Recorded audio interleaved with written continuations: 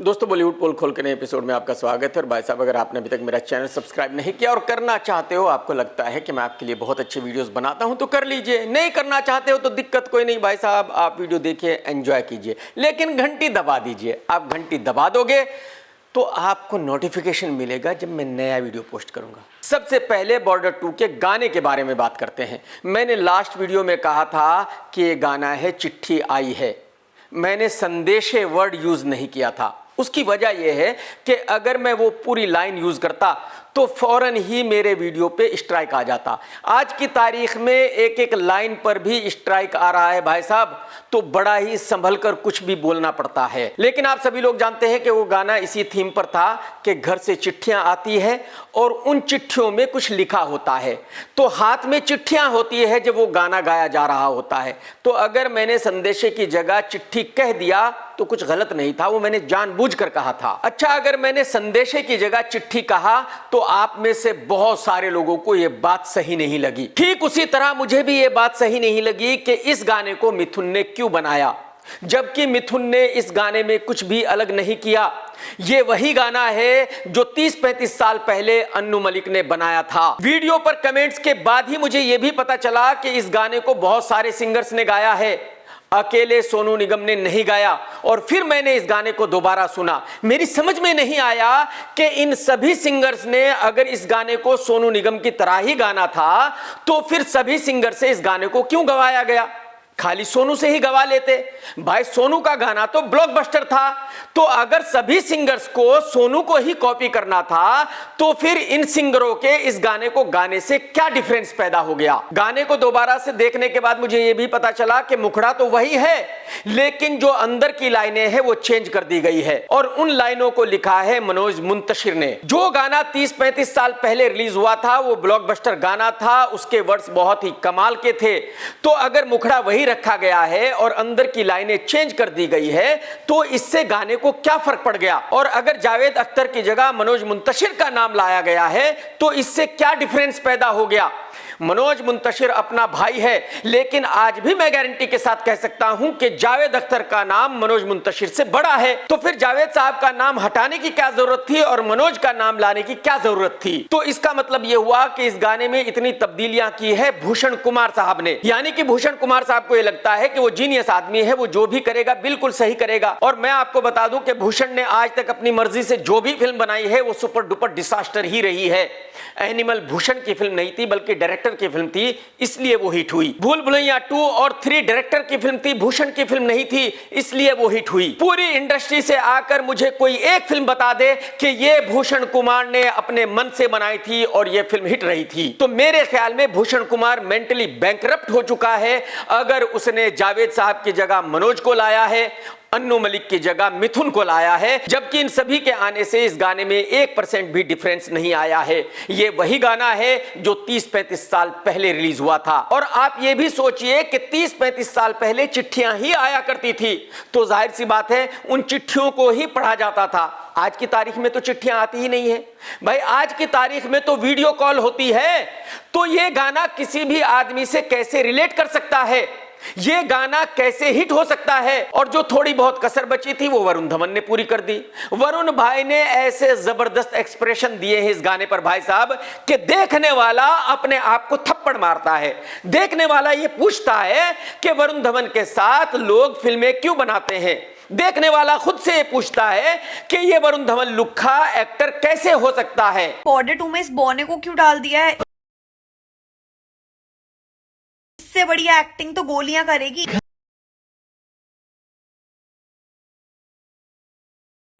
कोई इसे बताओ ये जुड़वा 2 मूवी नहीं है। नहीं, मुझे ये जानना है पहले तो इस लिलीपुट ने फौज का फिजिकल टेस्ट कैसे क्लियर करा। इससे लंबी तो गोलियां होंगी भाई। एक तो सिंगर अरिजीत सिंह को बना दिया, नो डाउट वो बहुत अच्छे सिंगर है, बट उनका गाना सुन के ना एक्स की याद आ रही है, बिल्कुल रोमांटिक गाने वाली फीलिंग आ रही है, बिल्कुल भी कोई पेट्रियोटिक सॉन्ग वाली फीलिंग तो किसी भी एंगल से नहीं आ रही है। ऊपर से बॉना कास्ट कर दिया मूवी में। पिछले 10 सालों से बॉलीवुड वाले वरुण धवन को जबरदस्ती जनता पर थोप रहे हैं। बॉलीवुड वाले कह रहे हैं कि नहीं, हम मानते हैं ये सुपरस्टार है तो आप इसकी फिल्में देखो। और आप यकीन कीजिए वरुण धवन की गली का कुत्ता भी उसकी फिल्म देखना नहीं चाहता। और मैं गारंटी के साथ कह सकता हूं कि अगर बॉर्डर 2 डिजास्टर होगी तो वो सिर्फ और सिर्फ वरुण धवन की वजह से होगी। एसआरके ने अपनी टीम केकेआर में एक बांग्लादेश के प्लेयर को ले लिया था, उसको लेकर बहुत ही हंगामा मचा हुआ है। बहुत सारे लोग हैं जो एसआरके को गालियां दे रहे हैं। वो लोग भी गालियां दे रहे हैं जिनको ये नहीं पता कि वो किस गटर में पैदा हुए थे, किस गटर में मर जाएंगे। मैं आप सभी को ये बताना चाहता हूं कि जो इंसान जहां पैदा हुआ है या जहां से भी उसकी जड़ें जुड़ी हुई हैं, वो जगह हमेशा ही उसको प्यारी लगती है, वो जगह हमेशा ही उसको याद रहती है। वो इंसान हमेशा चाहता है कि उसके बच्चे भी उस जगह को देखें जहां से उसकी जड़ें जुड़ी हुई हैं, जहां से उसके खानदान की शुरुआत हुई थी। जब एक दफा पाकिस्तानी मिनिस्टर हिना रब्बानी ने एसआरके से पूछा था कि क्या वो पाकिस्तान आएंगे, तो एसआरके ने कहा था कि सिर्फ मैं ही नहीं आना चाहता, मैं तो आना चाहता ही हूं, लेकिन मैं चाहता हूं कि मेरे बच्चे भी वहां जाएं, देखें कि हमारी जड़ें कहां से जुड़ी हुई हैं। You know, you are popular in India and you're also popular in Pakistan. My family is from Peshawar. Okay. They all still live So, there. Qissa good Khan. reason to come to Peshawar and have Inshallah, I'd love to. I'd love to. lovely Actually, I want to variety. bring my children over. Excellent. Because my father took me when I was 15, then 16, and then he passed away. I remember some of the greatest memories I have of my father. ये बात सिर्फ SRK ने नहीं कही थी, बल्कि अमिताभ बच्चन साहब ने भी अपने खानदान की जड़ों के बारे में बात की थी। जरा सुन लीजिए। हम दोनों की मुल्कों की जबान एक है, पड़ोसी हैं हम लोग, और हमारे यहाँ तो और आपके यहाँ भी ऐसा माना जाता है कि जो पड़ोसी होता है वो परिवार की तरह होता है।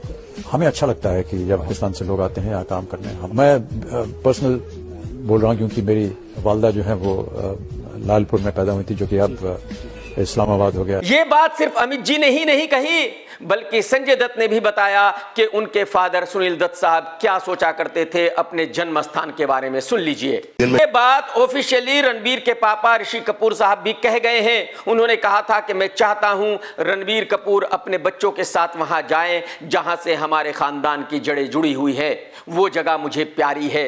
ये बात अनिल कपूर साहब भी कह चुके हैं कि मुझे वो जगह बहुत प्यारी है जहां से मेरे खानदान की जड़ें जुड़ी हुई है पाकिस्तान में। तो अगर कुछ लोग पाकिस्तान से बहुत ही नफरत करते हैं तो इसका मतलब ये बिल्कुल नहीं है कि जिन लोगों की जड़ें वहां से जुड़ी हुई है वो उस जगह को नफरत करना शुरू कर देंगे, वो उस जगह को याद नहीं करेंगे। मैं फिर से रिपीट कर देता हूं कि कोई आदमी किसी भी जगह पैदा हुआ हो, उसको वो जगह मरते दम तक याद आती है। अगर किसी के खानदान की जड़ें कहीं से जुड़ी होती हैं तो उसकी इच्छा होती है कि मरने से पहले एक बार वो वहां जाए और देखे कि उसके खानदान की जड़ें कहां से जुड़ी हुई हैं। और इस बात का सबूत अमेरिका की सबसे बड़ी सिटी न्यूयॉर्क के मेयर ममदानी ने भी दिया। ममदानी ने कहा कि मेरे फादर गुजरात से आते हैं, मेरी मां पंजाब से आती है और मैं दिल्ली में भी रहा हूं। Thank you to my parents, Mama and Baba, for raising me, for teaching me how to be in this world, and for having brought me to this city. Thank you to my family from Kampala to Delhi. तो उसने भी India को याद किया, उसने भी उस जगह को याद किया जहां से उसके खानदान की जड़ें जुड़ी हुई हैं। मैं तो हमेशा ही आप लोगों को एक्टरों के बारे में बताता रहता हूं, लेकिन अब तरण आदर्श ने भी एक इंटरव्यू दिया है और उसमें बताया है कि जो एक्टर्स हैं वो बहुत ही लालची हैं। वो ऐसा समझते हैं कि उनसे बड़ा जीनियस कोई नहीं है, वो अपने आप को बहुत ज्यादा सुपीरियर मानते हैं। उनका ऐसा मानना है कि अगर कोई भी उनके बारे में कुछ गलत लिख दे तो उनके ऊपर हमला कर दिया गया है। एक ऐसे ही एक्टर ने तरण आदर्श को बहुत परेशान किया था। उस एक्टर ने तरण से कहा था कि वो उसकी फ्लॉप फिल्म को हिट कहे, लेकिन तरण ने ये कहने से मना कर दिया था। तरण ने उसको एक मैसेज भेजा था कि तेरी फिल्म फ्लॉप है और मैं तेरी फ्लॉप फिल्म को हिट नहीं कह सकता। एक्टर्स को तो ऐसा लगता है जैसे पता नहीं आपने कोई पर्सनल वेंडेटा या कुछ आपने खिलाफ लिखा है तो मेरे खिलाफ लिखा। अरे कौन से एक्टर से? मैं नाम नहीं लेना चाहूंगा, ऐसे कई एक्टर्स है जो दे फील दैट आपने तो जबरदस्ती टारगेट किया वन एक्ट। तो तरण के इस बयान से आप अंदाजा लगा सकते हैं कि जो एक्टर हैं बॉलीवुड में वो क्या क्या ट्रिक यूज किया करते हैं अपनी फ्लॉप फिल्मों को हिट साबित करने के लिए। बीसीसीआई ने ऑफिशियली एसआरके से कहा है कि बांग्लादेश के प्लेयर को ड्रॉप कर दिया जाए, एसआरके ने ऑफिशियली ड्रॉप कर दिया है और इसी बात से गुस्सा होकर बांग्लादेश ने यह कह दिया है कि हम इंडिया में खेलने नहीं आएंगे T20 का वर्ल्ड कप। अब आईसीसी के सामने ये एक बहुत बड़ा चैलेंज आ गया है कि आखिरी वक्त में बांग्लादेश के सभी मैचों को इंडिया से हटाया जाएगा या श्रीलंका में कराया जाएगा या यूएई में कराया जाएगा, क्योंकि बांग्लादेश के प्लेयर इंडिया नहीं आएंगे खेलने के लिए। और अगर आईसीसी बांग्लादेश को टूर्नामेंट से ड्रॉप करता है तो फिर इस टूर्नामेंट को वर्ल्ड कप नहीं कहा जा सकता। तो एक छोटी सी बात का बतंगड़ बन गया है और आईसीसी के सामने बहुत भारी प्रॉब्लम्स खड़ी हो गई हैं। नोरा फतेही ने ऑफिशियली कहा है कि जो बॉलीवुड के एक्टर्स हैं वो उसकी जैसी लड़की को ज्यादा भाव नहीं देते, वो उसके जैसी लड़की के टैलेंट को टैलेंट नहीं मानते, वो उसके जैसी लड़की को सीरियसली नहीं लेते। यही वजह है कि नोरा फतेही को बड़ी बड़ी फिल्में नहीं मिलती। और मेरे ख्याल में जो नोरा ने कहा है वो बिल्कुल सही कहा है। नोरा टैलेंटेड है, सुंदर है, इसके बावजूद भी नोरा को कभी भी बड़ी फिल्म नहीं मिली। छोटे छोटे रोल मिले या आइटम सॉन्ग मिला। कहने का मतलब यह है कि नोरा को बॉलीवुड में कभी भी एक टॉप की एक्ट्रेस नहीं माना गया और ना ही माना जाएगा। नेटफ्लिक्स ने वार्नर ब्रदर्स को खरीद लिया है। इसका मतलब यह है कि अब नेटफ्लिक्स दुनिया भर में नंबर 1 कंपनी बन गई है। हिंदुस्तान में मल्टीप्लेक्स की सबसे बड़ी चेन है PVR plus INOX. PVR plus INOX का ऐसा मानना है कि किसी भी फिल्म को थिएटर में रिलीज किया जाना चाहिए 60 डेज के लिए और 60 डेज के बाद ही उस फिल्म को ओटीटी पर रिलीज किया जाना चाहिए। लेकिन नेटफ्लिक्स ने ऑफिशियली कह दिया है कि अब सभी निर्माताओं को सिर्फ 17 दिन दिए जाएंगे अपनी फिल्म को थिएटर में चलाने के लिए। 17 दिन के बाद उस फिल्म को ओटीटी पर दिखाया जाएगा अगर उस फिल्म के राइट्स नेटफ्लिक्स ने खरीदे हैं। इसका मतलब यह हुआ कि अब किसी भी फिल्म के लिए थिएटर में बिजनेस करने के लिए सिर्फ 2 वीक्स ही होंगे और मुझे नहीं लगता कि पीवीआर इस बात को मानेगा किसी भी हाल में। अगर सिर्फ 17 दिन के बाद कोई फिल्म ओटीटी पर रिलीज होगी तो मेरे ख्याल में सभी थिएटर्स बंद हो जाएंगे, फिर थिएटर्स का बिजनेस टोटली डेड हो जाएगा। तो इसका मतलब यह है कि आने वाले दिनों में बहुत ही बड़ा झगड़ा शुरू होने वाला है बॉलीवुड में। अब देखने वाली बात यह होगी कि पीवीआर जीतेगा या नेटफ्लिक्स जीतेगा। फरहान अख्तर और रितेश की एक कंपनी है एक्सेल, जिसने आज तक सिर्फ 4 या 5 बड़ी फिल्में बनाई हैं। लेकिन एक्सेल के मालिकों का ऐसा मानना है कि उनकी कंपनी बॉलीवुड की नंबर 1 कंपनी है, भले ही सपने में हो लेकिन है। समझ रहे हो भाई? तो एक्सेल वाले पिछले 10 साल से कोशिश कर रहे थे किसी को फंसाने की, कोई भी फंस नहीं रहा था, कोई भी एक्सेल को खरीदने के लिए तैयार नहीं था, कोई भी एक्सेल में पैसे लगाने के लिए तैयार नहीं था। लेकिन फाइनली एक्सेल वालों को कामयाबी मिल गई है। उन्होंने यूनिवर्सल स्टूडियो को मना लिया है उनकी कंपनी में पैसे लगाने के लिए। मैं आपको बता दूं कि बॉलीवुड की कुछ कंपनियां पहले भी कामयाब हो चुकी है लोगों को लूटने में। जैसे कि यूटीवी को एक हॉलीवुड की कंपनी को बेचा गया था और बिकने के कुछ महीनों के बाद ही कंपनी बंद हो गई थी। जैसे कि स्टार को हॉलीवुड की एक कंपनी को बेचा गया था और बिकने के कुछ महीनों के बाद ही बंद हो गई थी। जैसे कि कुछ लोग आए थे इरोस में पैसा इन्वेस्ट करने के लिए, उनके सभी पैसे डूब गए थे, कंपनी बंद हो गई थी। करण जौहर की कंपनी में भी आधार पूनावाले ने इन्वेस्ट किया है। ठीक उसी तरह यूनिवर्सल भी फरहान की कंपनी एक्सेल में इन्वेस्ट करने के लिए आ गया है। अब देखने वाली बात यह होगी कि ये दोनों ही इन्वेस्टर कामयाब होंगे या नहीं हो पाएंगे। मुझे ऐसा लगता है कि होगा तो वही जो मैं सोच रहा हूं, क्योंकि बॉलीवुड वाले बहुत होशियार है भाई साहब। ये बॉलीवुड वाले वो लोग हैं जो किसी को भी रातों रात बेच सकते हैं। ये बॉलीवुड वाले वो हैं जो किसी को भी नंगा कर सकते हैं और धोती पैंट सब उतार कर चप्पल पहनाकर वापसी भेज सकते हैं। दुबई में एक इवेंट था, वहां आहान पांडे और खुशी हाथ में हाथ डाले घूम रहे थे और इसे देखकर बहुत सारे लोग कह रहे हैं कि अब आहान खुशी को डेट कर रहा है। वाकई ही कर रहा है या नहीं कर रहा है ये मैं नहीं कह सकता। पिछले फ्राइडे एक फिल्म रिलीज हुई जिसका नाम है 21। उस फिल्म में हीरोइन है सिमरन भाटिया और हीरो है अगस्त्या और यह भी बताया जा रहा है कि ये दोनों भी एक दूसरे को डेट कर रहे हैं। मैं गारंटी से नहीं कह सकता कि दोनों ही खबर सही है या गलत है, लेकिन हाँ ये कह सकता हूं कि जब भी कोई हीरो किसी हीरोइन के साथ किसी फिल्म की शूट करता है तो अकॉर्डिंग कंगना दीदी वो हीरोइन उस हीरो की गर्लफ्रेंड ही होती है। उस दौरान उन दोनों का अफेयर रहता है। जब वो अपनी अगली फिल्म में शूट करने चले जाते हैं तो फिर अफेयर खत्म हो जाता है। एक जमाना वो भी था जब एसआरके ने आमिर को छिछोरा कहा था, आमिर ने एसआरके को छिछोरा कहा था। जी, किसने कहा चिचोरा? शाहरुख ने आपको, आपने शाहरुख को। चिचोरा? सर मैं कोट कर देता हूँ। रिपोर्ट करिए। लेकिन अगर आज कोई इन दोनों में से किसी को छिछोरा कह दे तो बहुत सारे लोग ये कहेंगे कि यार ये क्या घटिया हरकत है, ऐसी बातें क्यों कर रहे हो, ये इतने बड़े स्टार्स हैं इनको छिछोरा क्यों कह रहे हो। आपने कहा शाहरुख जी समझदार इंसान हैं। अगर मैं देश में अलग अलग जगह जा रहा हूं और ये उनको छिचोरा लगता है तो मैं क्या कहूं, ये उनकी सोच है, मैं उनकी सोच से सहमत नहीं हूं। मेरे लिए तो ये बहुत ही अहम अनुभव रहा, एक इंसान के तौर पर ये मुझ में ग्रोथ लाएगा। जहां तक छिचोरेपन की बात है तो वो ज्यादा जानते होंगे इस चीज के बारे में, क्योंकि वो खुद काफी छिचोरापन करते हैं अपनी जिंदगी में, वो एक्सपर्ट हैं सब में। अरे भाई, जब वो दोनों एक दूसरे को ऑफिशियली छिछोरा कह रहे हैं, ऑन कैमरा छिछोरा कह रहे हैं, तो अगर कोई और उनको छिछोरा कह देगा तो इसमें गलत क्या है? ये बात मेरी समझ में नहीं आई, जरा आप सुन लीजिए। आमिर इस तरह से अपनी फिल्म को प्रमोट कर रहे हैं, आप क्या कहेंगे? शाहरुख से पूछा गया, उनका जवाब था, मैं माफी चाहूंगा ये शब्द इस्तेमाल करने के लिए, लेकिन ये एक किस्म का छिचोरापन लगता है। सुन लिया आपने? ये इस बात का सबूत है कि जो बॉलीवुड वाले हैं वो एक दूसरे से कुत्ते की तरह जलते हैं। बॉलीवुड वाले एक दूसरे की इज्जत बिल्कुल नहीं करते।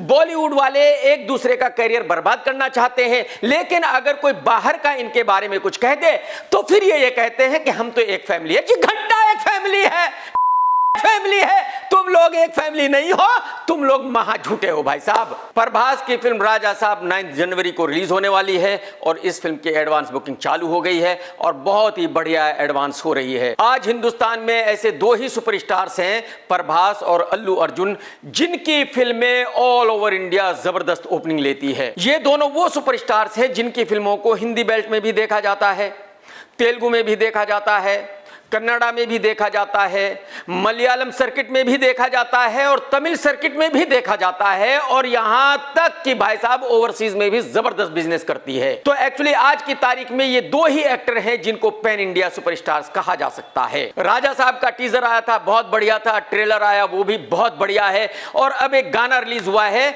वो भी बहुत ही कमाल का है। मुझे ऐसा लगता है कि इस फिल्म को पब्लिक देखने जाएगी और ये फिल्म हिट हो सकती है। कसम रावण की, ये तो आप सभी जानते हैं कि आज की तारीख में हर कोई पत्रकार है। जिसके पास एक 10,000 रुपए का कैमरा है वो भी पत्रकार है, जिसके पास मोबाइल है वो भी पत्रकार है। तो कोई भी कहीं भी खड़ा हो जाता है और कहता है कि मैं पत्रकार हूं, इसलिए मैं आपको शूट कर रहा हूं। और यही वजह है कि जया बच्चन जी ने ऐसे पत्रकारों की रेल बनाई हुई है। जहां भी मिलते हैं वहीं जया बच्चन जी ऐसे पत्रकारों को दौड़ा लेती है।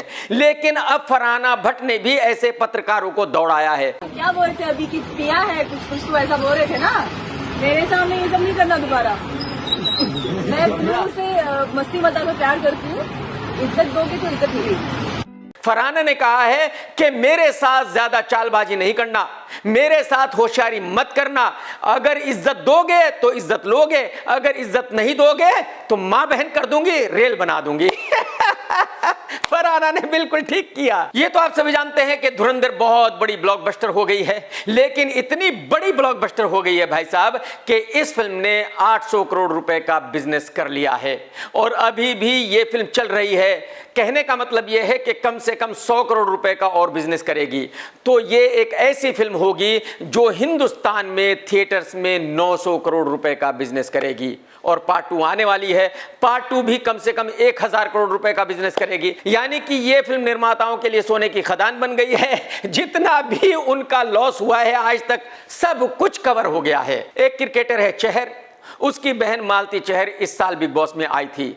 अब मालती चहर को लेकर ऐसी खबरें आ रही हैं जो बहुत ही खतरनाक है। कुछ मीडिया हाउसेस ने, पोर्टल्स ने यह खबर पब्लिश की है कि मालती चहर ने ऐसा कहा है कि उसका फादर उसके ऊपर लाइन मारा करता था, उसका फादर उससे छेड़छाड़ किया करता था, उसके फादर की उसके ऊपर नियत खराब थी। लेकिन मालती ने सोशल मीडिया पर कहा है कि ये सभी खबरें झूठी है, मालती ने ऐसा कभी कुछ नहीं कहा। तो अब क्वेश्चन ये है कि ऐसी खतरनाक खबर कुछ मीडिया हाउसेस ने कैसे पब्लिश की अगर मालती ने ऐसा कभी कुछ नहीं कहा, या फिर ऐसा कुछ हुआ है कि मालती ने कुछ और कहना चाहा और जो मीडिया हाउसेस हैं उन्होंने उस खबर को किसी और तरह से ले लिया। यही वजह है कि मीडिया हाउसेस ये कह रहे हैं और मालती ये कह रही है कि ये खबरें झूठी हैं। अब मालती ने ऑफिशियली कहा है कि उन सभी मीडिया हाउसेस पर वो मानहानि का केस करेगी जिन्होंने ऐसी खबरें छापी है। देखने वाली बात ये होगी कि मालती वाकई केस करती है क्या। अगर मालती केस करती है तो इसका मतलब यह है कि वाकई मालती ने ऐसा कुछ नहीं कहा, और अगर मालती चुपचाप बैठ जाती है तो इसका मतलब यह है कि मालती ने शायद कहा है लेकिन मालती को अब खुद ही शर्म आ रही है सब कहने के लिए। एक्ट्रेस नुसरत भरूचा ने महाकाल में जाकर पूजा की और उसको देखकर बहुत सारे मौलवी मुल्ला भड़क उठे हैं।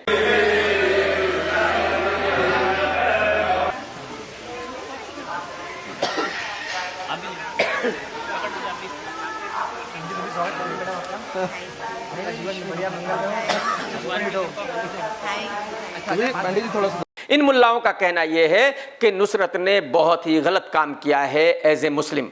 मैं इन लुखे मुल्लाओं को बताना चाहता हूं कि भाई साहब, अगर आप लोगों को कुछ खबर नहीं है तो फालतू की बकवास मत किया करो, फालतू में जबरदस्ती अपने धर्म को बदनाम मत किया करो। नुसरत भरूचा मुस्लिम नहीं है। अगर उसके नाम में नुसरत है तो इसका मतलब यह नहीं है कि वो मुस्लिम ही है। लुखे मुल्लाओं, नुसरत भरूचा एक बोरी मुस्लिम है और बोरी मुस्लिमों को शिया या सुन्नी दोनों ही मुस्लिम नहीं मानते। तो जब वो मुस्लिम है ही नहीं तो उसने गलत क्या किया है? अरे भाई, वो तो मुस्लिम है ही नहीं, तो वो पूजा करे या ना करे, इससे क्या फर्क पड़ता है? ये तो मैं आप लोगों को बता ही चुका हूं कि न्यू ईयर पर पलक तिवारी और इब्राहिम कहीं बाहर गए हैं हनीमून मनाने के लिए।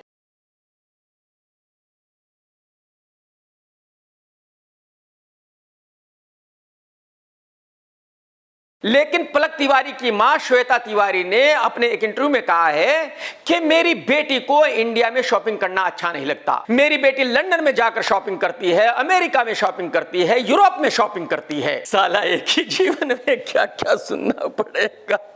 किस गोले पे भेज दिया ऊपर वाले ने मुझे। आप अंदाजा लगाइए, ये औरत बैठकर खुद ही अपनी पोल पट्टी खोल रही है। ये औरत खुद ही बता रही है कि इसकी बेटी और ये क्या करती है। अरे मैडम जी, मुझे आप ये बता दीजिए, आप अंबानी हो कि अडानी हो? आपकी कहां फैक्ट्री चल रही है? आपका कौन सा बिजनेस चल रहा है जहां से पैसे आते हैं और आपकी बेटी लंदन अमेरिका में जाकर शॉपिंग करती है? जो टीवी सीरियल्स आपको मिला करते थे, जिनसे 2-4 लाख रुपए की आप कमाई करती थी, अब तो वो भी बंद हो गए हैं। आपकी बेटी के पास भी कोई काम नहीं है, तो लंदन अमेरिका जाकर शॉपिंग करने के पैसे कहां से आते हैं? तो क्यों अपनी पोल पट्टी खुद ही खोल रही हो? थोड़ा तो दिमाग यूज करो। आप अनपढ़ हो मैंने मान लिया, लेकिन थोड़ा बहुत तो दिमाग यूज कर लो। कुछ तो सोच लो कि जो आप कह रही हो उसका मतलब क्या है। आज की तारीख में मुंबई में एक बहुत ही होशियार, बहुत ही तेज तर्रार लॉयर है जिसका नाम है सना खान, जो बिग बॉस में भी आई थी। सना खान एक ऐसी लॉयर है जो जिस केस को भी लड़ती है 99% उसको जीतती ही है। आज की तारीख में कुछ लुखे AI और डीप फेक यूज करके किसी भी लड़की की कुछ भी फोटो बनाकर कहीं भी पोस्ट किया करते हैं, कोई भी वीडियो बनाकर पोस्ट कर रहे हैं। शिल्पा शेट्टी की भी कुछ ऐसी तस्वीरें, ऐसी वीडियोस सोशल मीडिया पर हैं और शिल्पा के सभी केसेस सना खान ही हैंडल किया करती है। तो सना मुंबई हाई कोर्ट गई और मुंबई हाई कोर्ट से गुहार लगाई कि शिल्पा के जो भी ऐसे फोटोज हैं, जो भी ऐसी वीडियोस हैं, उनको फौरन ही सोशल मीडिया से हटाया जाए। मुंबई हाई कोर्ट ने ऑर्डर दिया कि शिल्पा की ऐसी सभी वीडियोस, फोटोज को सोशल मीडिया से फौरन ही हटाया जाए। मेरे ख्याल में मुंबई हाई कोर्ट का डिसीजन बहुत ही अच्छा है। किसी भी लुखे को ये परमिशन नहीं होनी चाहिए कि वो किसी लड़की की कोई गलत फोटो पोस्ट करे या वीडियो पोस्ट करे। फाइनली फरहान अख्तर की डॉन 3 हमेशा के लिए बंद हो गई है। आप सभी जानते हैं कि SRK ने इस फिल्म को करने से मना कर दिया था।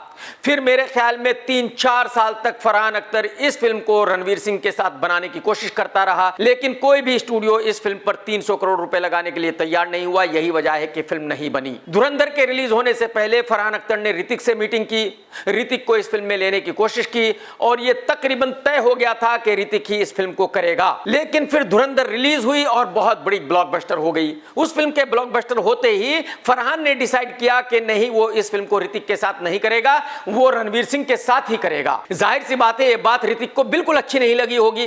कोई भी हीरो ये नहीं चाहेगा कि कोई भी डायरेक्टर उसके साथ ऐसा खिलवाड़ करे। कुछ दिनों के डिस्कशन के बाद रणवीर सिंह ने इस फिल्म को करने से मना कर दिया, क्योंकि रणवीर सिंह 75 CR फीस मांग रहा था और फरहान अख्तर कुछ भी देने के लिए तैयार नहीं था। फरहान अख्तर प्रॉफिट में से देना चाहता था। तो अब जबकि रणवीर सिंह ने इस फिल्म को मना कर दिया है, तो जाहिर सी बात है फरहान अख्तर ऋतिक के पास दोबारा नहीं जा सकता और ये नहीं कह सकता कि अब तू मेरी फिल्म कर ले, क्योंकि रणवीर नहीं कर रहा है। क्योंकि अगर फरहान ऐसा करता है तो फरहान को अच्छी तरह पता है कि ऋतिक धक्के मारकर अपने ऑफिस से बाहर निकालेगा।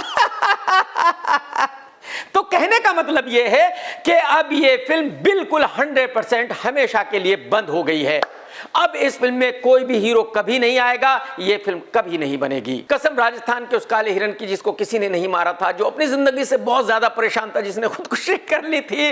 अब मैं और आप ये समझने की कोशिश करते हैं कि क्या वाकई ही कार्तिक बहुत बड़ी प्रॉब्लम में आ चुका है। बहुत सारे एक्टरों की बहुत सारी फिल्में फ्लॉप हो जाती हैं, इसके बावजूद भी इतनी भारी प्रॉब्लम में नहीं आते। तो फिर ऐसा क्या हुआ कि कार्तिक की अगर एक फिल्म नहीं चली तो वो बहुत बड़ी प्रॉब्लम में आ गया है। एक्चुअली कार्तिक की प्रॉब्लम ये नहीं है कि ये फिल्म नहीं चली, कार्तिक की प्रॉब्लम ये है कि जो उसकी बैकअप फिल्में हैं वो खटाई में पड़ गई हैं। पिछले बहुत सालों से डायरेक्टर अनीस बज्मी और अक्षय कुमार का रिलेशन अच्छा नहीं था और अब फिर से दोनों की दोस्ती हो गई है। इसी 18 जनवरी से अनीस भाई अपनी फिल्म की शूटिंग चालू करने वाले हैं अक्षय कुमार के साथ।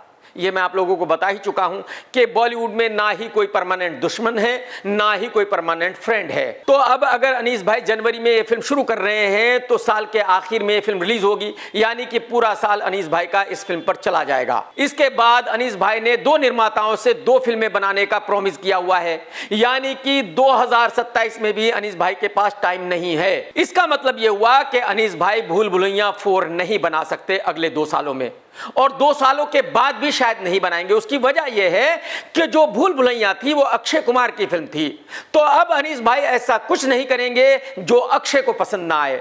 अगर अनीस भाई कभी भूल भुलैया 4 बनाएंगे भी तो वो अक्षय कुमार के साथ होगी, वो कार्तिक के साथ नहीं बनाएंगे, क्योंकि किसी भी हाल में अनीस भाई अपना रिलेशन अक्षय कुमार के साथ दोबारा खराब नहीं करेंगे। तो यानी कि कार्तिक की जो एक बैकअप फिल्म थी वो खत्म हो गई।